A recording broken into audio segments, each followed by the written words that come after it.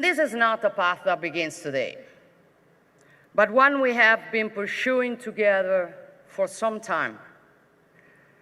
Italy was the first nation in the EU to decide to invest in relation with Central Asia and its individual member nation, launching a permanent format in order to share ideas. We have shown the way, and our example has indeed led the path, as proven by the first EU Central Asia Summit last April, which not surprisingly elevated the relations between the region and the European Union to a strategic partnership.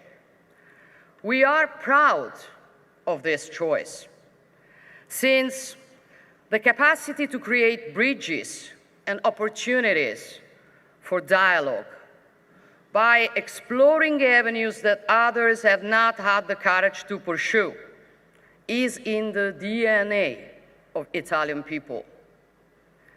This is a legacy we learned from one of the most famous Italians in history, Marco Polo, who centuries ago crossed these lands to reach the farthest borders in the then known world. There is no better symbol to describe what we celebrate today: cooperation, vision, responsibility, but also the ability to look beyond the horizon and to learn, to understand others, their values, their potential, with respect and with humility. One of the fathers of modern geopolitics, Halford Mackinder, made the argument that Central Asia represents one of the pivots around which the fate of the world revolves. I'm not a geopolitical scholar, but I simply observe reality. And reality tells us this region has always been a crossroads between the West and the East, and occupies a strategic role in the global scenario, moreover, in difficult times, as those we are in. Central Asia has always been a bridge.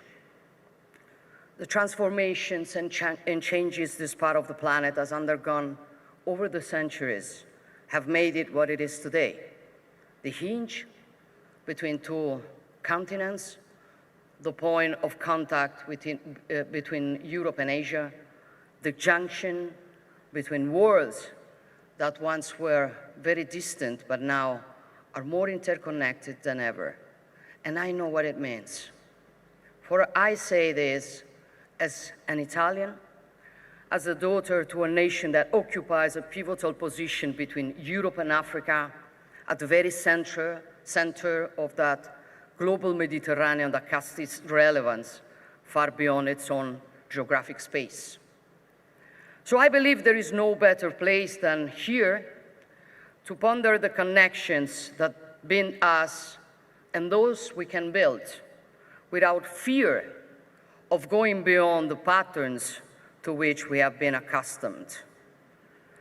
That is why new opportunities of cooperation can be created, even among, maybe moreover among, partners who are seemingly far apart and have profoundly different histories.